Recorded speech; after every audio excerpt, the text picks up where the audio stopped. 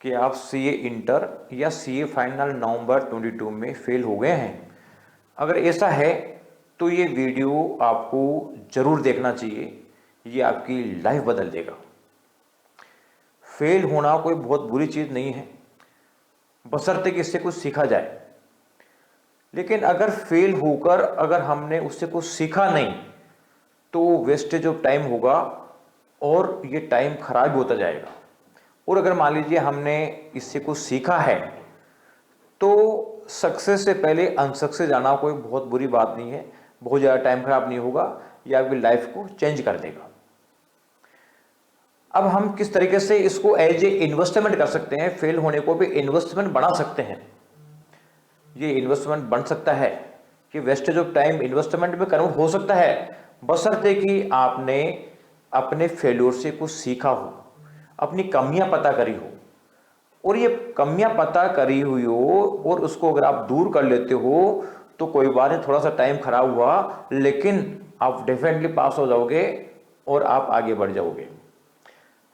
तो सबसे पहले तो आपको ये पता करना जरूरी है कि हमारी कमियां क्या रही है, क्या क्या पॉसिबल वीकनेसेस हैं जो आपको आइडेंटिफाई करने चाहिए और उसको दूर करना चाहिए। और अगर आपने उसको नहीं किया तो ये अटेम्प्ट पे अटेम्प्ट लगते जाएंगे लेकिन आपका पर्पस सोल्व नहीं होगा। जो कमियां मैंने स्टूडेंट्स में देखी है और जो प्रेजेंट में फेल होने के बाद स्टूडेंट्स मेरे को बात करते हैं, वो कुछ कमियां मैं आपसे डिस्कस करूंगा और वो आप अपने पे भी अप्लाई करें कि कहीं ये गलतियां आप तो नहीं कर रहे हो। अगर आप भी ये गलतियां कर रहे हो तो सुधर जाओ, अदरवाइज तो अटेम्प्ट पे अटेम्प्ट लगते रहेंगे। ये कमियां में देखो, सबसे पहले तो मैं एक चीज बताता हूं। एक सबसे पहली कमी है डिपेंडेंसी। आप लोगों में कॉन्फिडेंस की कमी तो नहीं हो गई है, ये कैसे पता चलेगा? जैसे आपको एक लाइव एग्जाम्पल बताता हूं जो मैं बच्चों से टेस्ट करता हूं कि आप अगर मान लीजिए फेल हो गए हैं, आप ये पता हो, आप एक खुद आइडिया लगाओ कि आपके मार्क्स कितने कितने आए हैं। बहुत सारे बच्चों को तो यही नहीं पता होगा कि मेरे मार्क्स कितने हैं। जिसने 6 मंथ का टाइम खराब कर दिया उसमें आपको पता करो, आप मार्क्स में कंफ्यूज हो जाओगे कि मेरे सब्जेक्ट में कितने मार्क्स आए कितने नहीं आए, क्योंकि आपने चीज़ों को दिमाग में सेट करने के बजाय जो गैजेट्स हैं या पेपर्स हैं इस पे सेट करने पे बिलीव कर लिया है।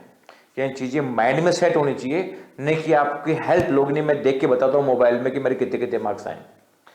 तो एक तो ये अपने आप पे ये सेट करो कि मेरे को हर चीज़ को माइंड में सेट करना है रिवीजन करते हुए, और मैं इतनी बार रिवीजन कर लूँगा वो चीज़ें माइंड में सेट हो जाए। तो एक तो ये देखो कि डिपेंडेंसी तो नहीं है। दूसरा जो कमी मैं देख रहा हूं बच्चों में वो है डाइवर्जन फ्रॉम बुक्स। एग्जाम का जो लास्ट का 6 मंथ होता है, या 6 मंथ में नहीं तो कम से कम तो लास्ट का 5 मंथ्स का टाइम होता है, ये केवल और केवल बुक से पढ़ने का होता है, यानी स्टडी मटेरियल से पढ़ने का टाइम होता है। लेकिन स्टूडेंट्स, कहीं आपने ऐसा तो नहीं है कि बुक से पढ़ने के बजाय आपने अपना माइंड डाइवर्ट कर दिया हो? बुक्स का मतलब है केवल स्टडी मटेरियल, आई शाई का मटेरियल। अब कहाँ कहाँ डाइवर्जन हो सकता है बुक के बजाय?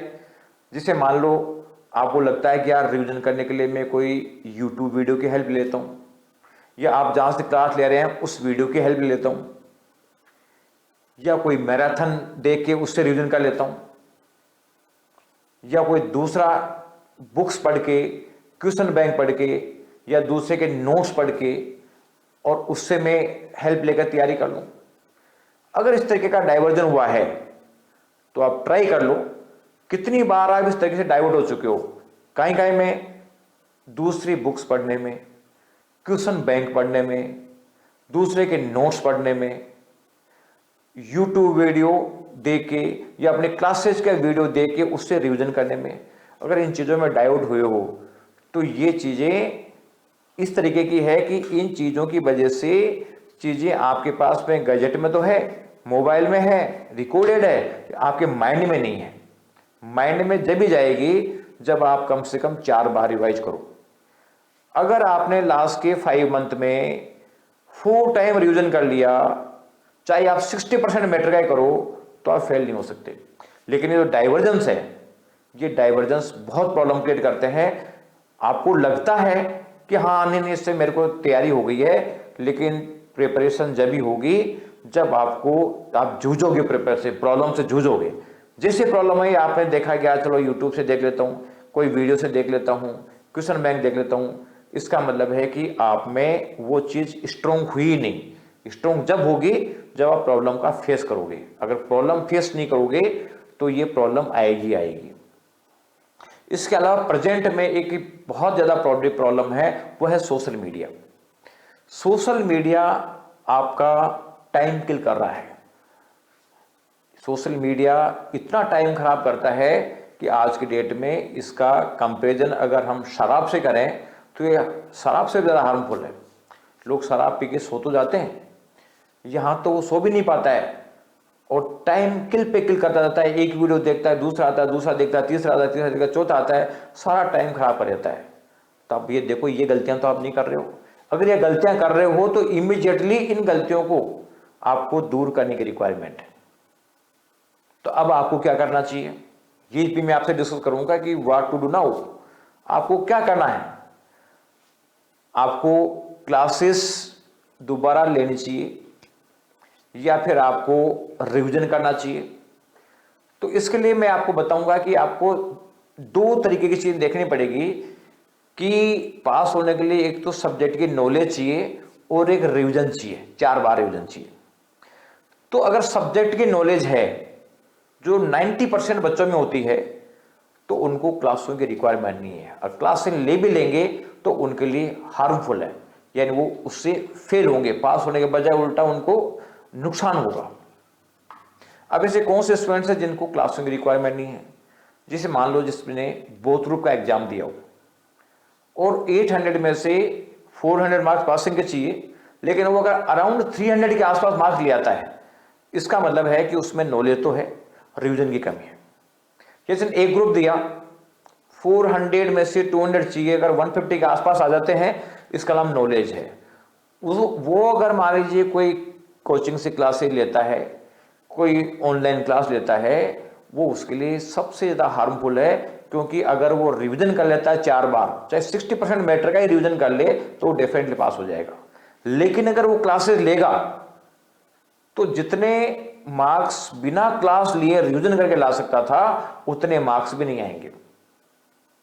लेकिन अगर मान लीजिए आपके जो मार्क्स हैं वो कम है, यानी नॉलेज की भी कमी है आप में, और नॉलेज की कमी कैसे पता करेंगे, जैसे बोथ ग्रुप का एग्जाम दिया और मार्क्स 300 से कम है, या सिंगल ग्रुप का एग्जाम दिया मार्क्स 150 से कम है, तो ये नॉलेज की कमी वाले हैं। तो ऐसे लोगों को एक अटेम्प्ट स्किप करके, ऐसे लोगों को क्लासेज की रिक्वायरमेंट है लेकिन मई अटेम्प्ट के लिए नहीं, उनको नवंबर 23 के लिए एक अटेम्प्ट छोड़ के 5 महीने पहले कोर्स कंप्लीट कर ले और लास्ट के 5 मंथ्स में 4 बार रिवीजन कर ले, वो बच्चा डेफिनेटली पास हो जाएगा। लेकिन जिनके बोथ ग्रुप में 300 प्लस है या सिंगल ग्रुप में 150 प्लस है, अगर वो क्लासेज लेंगे और मई अटेम्प्ट देंगे तो वो पास नहीं हो पाएंगे। वो सेल्फ रिवीजन करके जरूर पास हो जाएंगे। तो ये चीज आपको ध्यान रखना है, क्योंकि ये कॉमर्शलाइजेशन का जमाना है, हर पर्सन को पैसा चाहिए, तो हर क्लासेज की सेल लगती है इस समय। उस सेल लगती है, आपको लगता है यार 1 लाख की चीज 10,000 मिल रही है, ले लेना चाहिए। ठीक है, पैसा वेस्ट हो सकता है लेकिन टाइम तो वेस्ट हुआ, और जब टाइम वेस्ट हो रहा है, करियर वेस्ट हो रहा है, तो वो तो आपका ही हो रहा है। कोई फ्री भी क्लास मिल रही है तो चलो ठीक है, उसकी क्लासेस फ्री है, लेकिन टाइम तो आपका लग रहा है। तो ये चीज आपको सोचनी पड़ेगी। तो जिन बच्चों को नॉलेज है, ऐसे बच्चों का सेल्फ स्टडी करके पास हो सकते हैं। इसके लिए वो ये जरूर कर सकते हैं कि कोई टेस्ट सीरीज ज्वाइन कर लें और टेस्ट सीरीज के थ्रू वो स्टडी करते रहें। टेस्ट सीरीज एक बहाना बन जाता है, एक शेड्यूल फिक्स हो जाते हैं कि इतने टाइम में मेरे को रिवीजन करके टेस्ट देना है, तो उसके बहाने रिवीजन हो जाता है, उसको अपनी कमियां पता चल जाती है, स्पीड बढ़ जाती है। ये कुछ बेनिफिट टेस्ट सीरीज के होते हैं। तो जिनके मार्क्स बोथ ग्रुप में 300 प्लस हैं या सिंगल ग्रुप में 150 प्लस हैं, ऐसे बच्चों को टेस्ट सीरीज के साथ में प्रिपरेशन कर सकते हैं। तो ये चीज आप कर सकते हैं। लेकिन एक चीज ध्यान रख ले कि जो बच्चा 4 बार रिवीजन कर लेगा, 4 बार हर सब्जेक्ट का रिवीजन कर लेगा, चाहे 60% कोर्स रिवाइज करे, तो ये डेफिनेटली पास हो जाएगा। तो अब आपको क्या करना चाहिए? तो अब आप लोगों से मैं कहता हूं कि आप जो 90% स्टूडेंट्स है जिनको क्लासेज की रिक्वायरमेंट नहीं है, जो मॉक टेस्ट के थ्रू कर सकते हैं, ऐसे बच्चे हमारे वीएसआई के टेलीग्राम चैनल पर जाएं। वहाँ पे एबीसी एनालिसिस मिलेगा, जो हालांकि नवंबर 22 के लिए था, मई 23 के लिए अब हम डालना चालू करेंगे, तो इमेज डालना चालू करेंगे। इसलिए अगर आप सब्सक्राइब नहीं हो तो आप यूट्यूब चैनल को सब्सक्राइब कर लें, वीएसआई का टेलीग्राम चैनल को सब्सक्राइब कर लें, तो आप वहाँ से एबीसी एनालिसिस लेकर उसके हिसाब से आप वर्किंग करना चालू करें। चाहे तो आप वीएसआई की जो मॉक टेस्ट सीरीज है उसका नाम है VVMP program, VSI victory mentorship program, उसको ज्वाइन कर सकते हैं।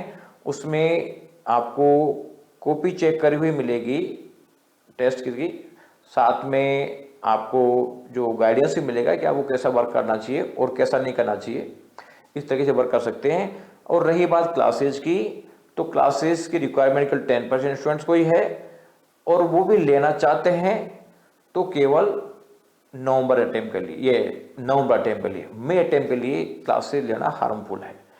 तो इस तरीके से आप अपनी कमियां आइडेंटिफाई करें और उन कमियों को दूर करें, और इस तरीके से मतलब माहौल बनाएं कि जो कमियां आपने करी और उस कमियों से अगर आप सीखे नहीं तो इसका मतलब है कि उससे आपको बहुत बड़ा नुकसान होगा। और बेटर है कि जो कमियां आपने करी आप लोगों को बताओ कि ये कमियां हमने करी है और इस कमियों की वजह से हम पास नहीं हुए। तो जो मैंने चीजें बताई थी आपको, कहां कहां डाइवर्जन जाता है, अगर वो डाइवर्टेड हो तो ये चीजें आप इस पे कमेंट डाल के करो कि इस तरीके का डाइवर्जन आपने किया, इससे अनसक्सेस हुए, तो ऐसी कमियां दूसरे लोग नहीं करें। तो ये आप आइडेंटिफाई करो, अगर आप ये करोगे तो डेफिनेटली सक्सेस हो जाओगे। Thank you.